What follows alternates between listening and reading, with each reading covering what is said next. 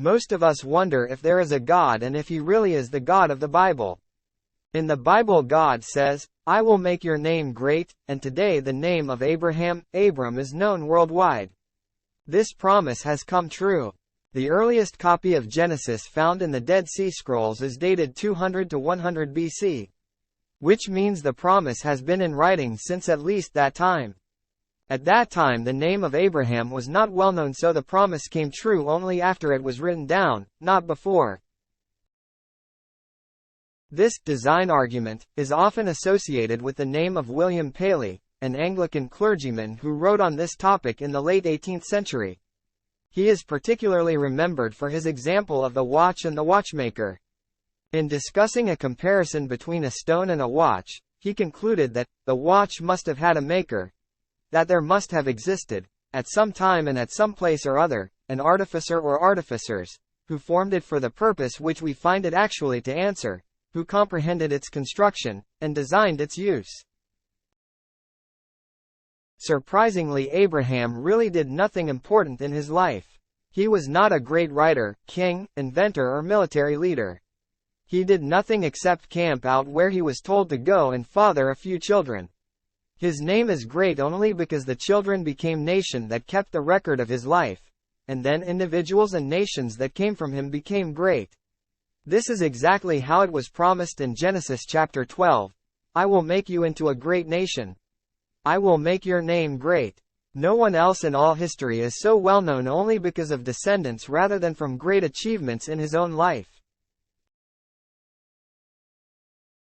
Today's global news headlines will quickly be forgotten as we move on to other amusements, championships, or political events. The highlight one day quickly becomes forgotten the next. We saw in our previous article that this was true in the ancient time of Abraham. The important achievements that held the attention of people living 4,000 years ago are now forgotten. But a promise quietly spoken to an individual, though overlooked by the world back then, is growing and still unfolding before our eyes. The promise given to Abraham 4,000 years ago has come true. Perhaps God does exist and is working in the world. Lulu was out for her usual morning walk when she took a wrong turn and found herself in the woods. She tried to retrace her steps, but soon realized she was lost. She began to panic, but then she remembered her training and started using her nose to sniff out a way home. She met all kinds of creatures along the way, but she was too scared to speak to them. Eventually, her nose led her to a house made of dog treats. It looked delicious, but she knew better than to eat anything she found in the woods. While much of these are recreational, the podcast can introduce learners of foreign languages, blurring the lines between recreation and education. As an immersive, convenient tool, the podcast has solidified its place in many people's daily routines and has become an excellent tool for learning languages. In this blog post, we will explore the many ways the humble podcast can aid your learning experience. Because podcasts are so convenient to play from your phone or laptop, chances are you will be incorporating them in a variety of day-to-day tasks. Because of this, it is important to avoid any dense or unfamiliar learning material which would require a read-along device or text.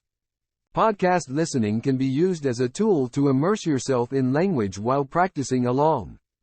This tool will not be as effective for students trying to learn structure or grammar. When using a podcast to learn a language, its primary use should be pronunciation and sentence flow. With stronger comprehension, you will be able to communicate more effectively in English both in written and spoken form.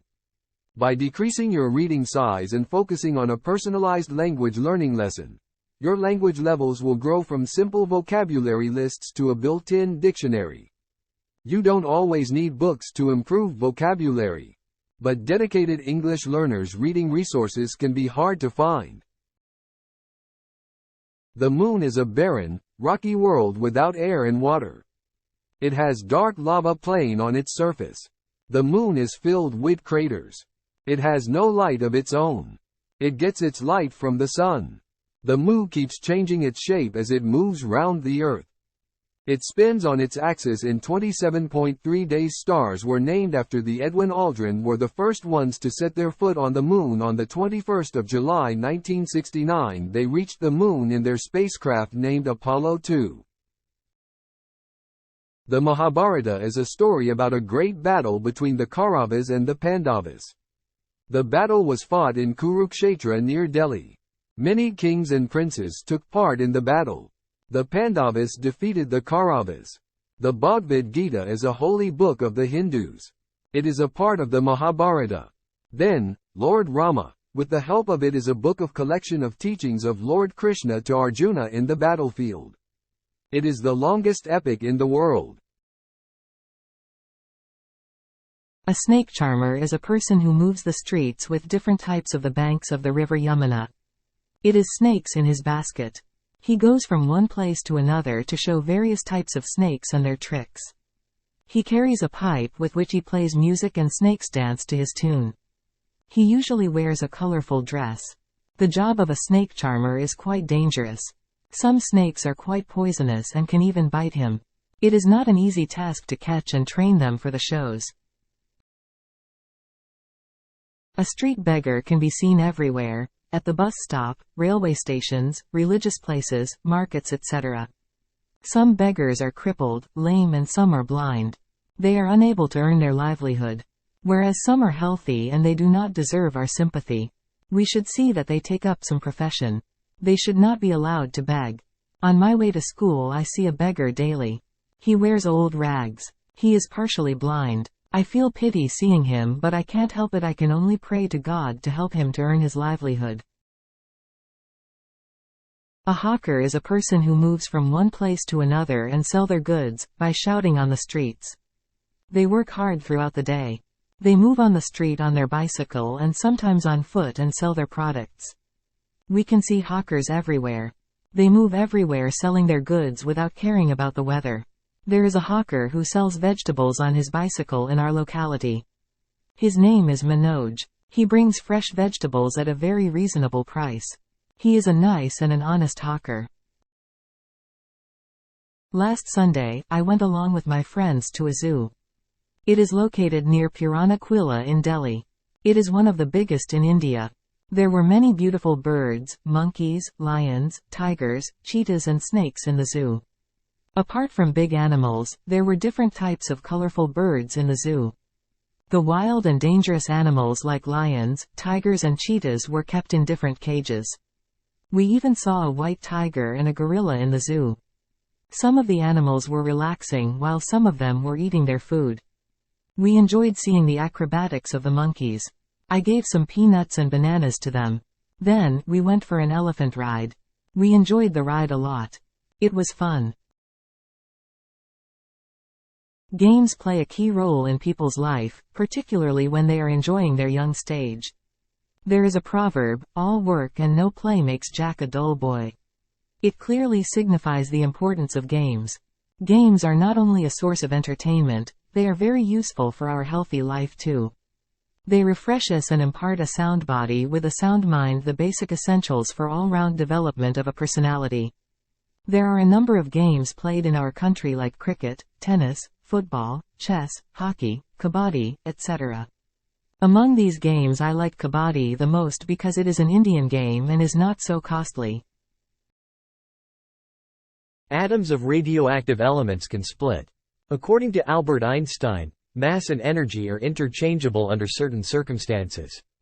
When atoms split, the process is called nuclear fission. In this case, a small amount of mass is converted into energy. Thus, the energy released cannot do much damage. However, several subatomic particles called neutrons are also emitted during this process. Each neutron will hit a radioactive element, releasing more neutrons in the process. This causes a chain reaction and creates a large amount of energy. This energy is converted into heat, which expands uncontrollably, causing an explosion. Hence, atoms do not literally explode. They generate energy that can cause explosions. Everyone knows that paper is made from trees. But when one looks at trees, one cannot imagine that something so soft and fragile as the paper is made is so hard and strong. Plant materials such as wood are made of fibers known as cellulose. It is the primary ingredient in papermaking. Raw wood is first converted into pulp consisting of a mixture of cellulose, lignin, water and some chemicals. The pulp can be made mechanically through grinders or through chemical processes. Short fibers are produced by mechanical grinding. The paper produced in this way is weak and is used to make newspapers, magazines and phone books. Training in a specific branch of applied science, such as engineering, agriculture, weaving, spinning, etc., is considered technical education. It contrasts with liberal education which aims to impart general knowledge of arts and sciences. In the modern era, technical education is extremely important. Today, a country's prosperity is determined by its industrial development. The more advanced the country is in industry, the more prosperous the country is. Technical knowledge is now the backbone of industrial progress, which holds the key to national prosperity. People live in society. Hence we cannot identify with those who live near us and work with us. This acquaintance sometimes turns into friendship. You will not find friendless people. Even monks have friends. I also have friends. Peter is my close friend. He is my friend since childhood. He comes from a poor family. But he is very talented. My next best friend is Lisa. She is a complete foil to Peter. She is the son of a big man. She is neither intelligent nor industrious. She often goes out hunting birds with a gun. I have some other friends. They are John, Nisha and Camellia. There are many children in our country who are deprived of education and the normal joyous experiences of childhood. While upper middle class boys and girls attend school, they work in tea shops or small factories. They work as servants in middle class and upper class households. Parents are very poor, so children are forced to take up all these occupations. Government should come up with strict laws to solve this problem. Along with the law, the government should introduce some economic reforms which will bring down the poverty line to some extent. Apart from this, to solve this problem, illiteracy needs to be eliminated and the birth rate must be controlled. Bali is predominantly a Hindu country. Bali is known for its elaborate, traditional dancing. The dancing is inspired by its Hindi beliefs. Most of the dancing portrays tales of good versus evil. To watch the dancing is a breathtaking experience. Lombok has some impressive points of interest. The majestic Gunung Rinjani is an active volcano. It is the second highest peak in Indonesia. Art is a Balinese passion. Batik paintings and carved statues make popular souvenirs. Artists can be seen whittling and painting on the streets, particularly in Ubud. It is easy to appreciate each island as an attractive tourist destination. Majestic scenery, rich culture, white sands and warm, azure waters draw visitors like magnets every year. Snorkeling and diving around the nearby Gili Islands is magnificent. Martin Luther King Jr. led many demonstrations against racism. He delivered his message in a nonviolent manner. Some members of his movement later engaged in less peaceful protests. Luther King was detained several times. The longest jail sentence he received was 4 months. Martin Luther King's famous 1963 speech, "I Have a Dream," inspired many African Americans to envisage a better future. Luther King was an American citizen. Nelson Mandela is a native South African. Their dreams were the same. Their battles were tumultuous. Nelson Mandela was arrested in 1962 for treason. He was incarcerated for 27 years. Nelson Mandela and Martin Luther King Jr. both fought for racial equality. The intolerance of white people towards black co-inhabitants was the catalyst for years of activism. One half was given typical sugary party foods. The other half ate sugar-free foods. The parents were unaware as to which group their child was in. No artificial colorings or flavorings commonly found in sweets were present. Artificial colorings and flavorings have already been linked to hyperactivity. Many parents believe that sugar consumption causes hyperactivity in their children. Sugar highs are often blamed for rowdiness or excitability. But is sugar guilty of causing hyperactivity, or is it simply a case of normal childhood behavior? As the children ran about and enjoyed the party, the parents were asked whether they believed their own child had been given sugar. The majority believed they had. As the children sat down to watch a magic show, many parents changed their minds. They could not accept that their child was capable of sitting still after consuming sugary foods. Many parents believe that sugar consumption causes hyperactivity in their children. Indeed, sugar highs are often blamed for rowdiness or excitability. But is sugar the guilty party, or is it simply a case of normal childhood behavior? Several years ago, Channel 4, together with Joe Frost, conducted an experiment to distinguish the truth. 40 children, aged 6, were invited to a party and divided into two halves. One half was given typical sugary party foods, the other half ate sugar-free alternatives. Crucially, the parents of the children were unaware as to which group their child was in. Incidentally, no artificial colorings or flavorings commonly found in sweets were present, since these have already been linked to hyperactivity. Subsequently, as the children ran about and enjoyed the party, the parents were asked whether they believed their own child had been given sugar. Travel has undesirable consequences. Pamukkale, in Turkey, is an ancient site consisting of calcite travertines filled with mineral water from hot springs. It is a fascinating and unique phenomenon. It has been under threat of irreparable damage by tourists walking on the basins and by hotels using the mineral water, causing the basins to dry up. Measures were implemented to save Pamukkale. The hotels were demolished. Shoes were prohibited on the basins. The impact of visitors can cause destruction to some of the world's best treasures. The Great Pyramids have undergone restoration. High levels of humidity created by visitors resulted in a buildup of salt, causing cracks. Graffiti carved into the walls was removed. Exploring the world through travel has both positive and negative implications. Traveling can broaden the mind, introducing one to new cultures and experiences. Exploring the world through travel has both positive and negative implications. On one hand, traveling can broaden the mind, introducing one to new cultures and experiences. It can offer a first-hand education of historical sites, plus the opportunity to appreciate the diversity of nature. Also, visiting different countries can increase one's understanding of other people's lifestyles and perspectives, therefore nurturing tolerance and open-mindedness. However, travel also has undesirable consequences. The impact of visitors can cause destruction to some of the world's best treasures. For instance, Pamukkale, in Turkey, is an ancient site consisting of calcite travertines filled with mineral water from hot springs. It is a fascinating and unique phenomenon, yet has been under threat of irreparable damage by tourists walking on the basins. It is known that Sweeney Todd first appeared as a character in a Penny Dreadful in 1846. There is conflicting opinion as to the origins of the story. Penny Dreadfuls were cheap publications of gore and horror. Penny Dreadfuls were popular in Victorian London. Although generally accepted as fictitious, it is thought authors scoured newspapers and other stories in search of inspiration. News was mainly spread through word of mouth and subjected to embellishment. Ascertaining the truth is difficult. Sweeney Todd, the infamous barber, has become an intrinsic part of London's gruesome history. There has been ongoing debate as to whether the tale was based on fact or fiction. Whatever the truth, the tale of Sweeney Todd holds a macabre fascination, nearly 2 centuries on. Edward Lloyd, publisher of the serial in which Todd first materialized, apparently claimed the character was based on truth.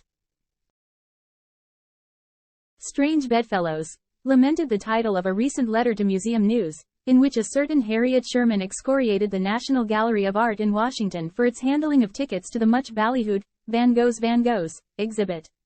A huge proportion of the 200,000 free tickets were snatched up by the opportunists in the dead of winter, who then scalped those tickets at $85 apiece to less hardy conners. Yet, Sherman's bedfellows are far from strange. Art, despite its religious and magical origins, very soon became a commercial venture.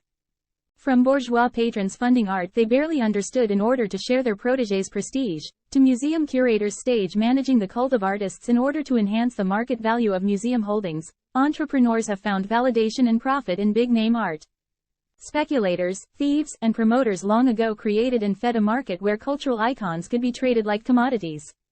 This trend toward commodification of highbrow art took an ominous, if predictable, turn in the 1980s during the Japanese bubble economy. Do the voters vote for their favorite candidates by making instinct decisions? Or are they making rational decisions? Do people find enough time to vote for his favorite candidate on the basis of reasoning, i.e., by considering the candidate's policies, his vision, etc.? Or are they finding shortcut ways to select a particular candidate by making their first impressions? Through a compendium of various research projects, the writer says why the voters vote for a candidate. The basic idea that the article talks about is that political decisions are based upon a person's competitive appearance. Dolphins are regarded as the friendliest creatures in the sea, and stories of them helping drowning sailors have been common since Roman times. The more we learn about dolphins, the more we realize that their society is more complex than people previously imagined. They look after other dolphins when they are ill, care for pregnant mothers, and protect the weakest in the community, as we do. Some scientists have suggested that dolphins have a language, but it is much more probable that they communicate with each other without needing words. Could any of these mammals be more intelligent than man? Certainly the most common argument in favor of man's superiority over them, that we can kill them more easily than they can kill us, is the least satisfactory. On the contrary, the more we discover about these remarkable creatures, the less we appear superior when we destroy them.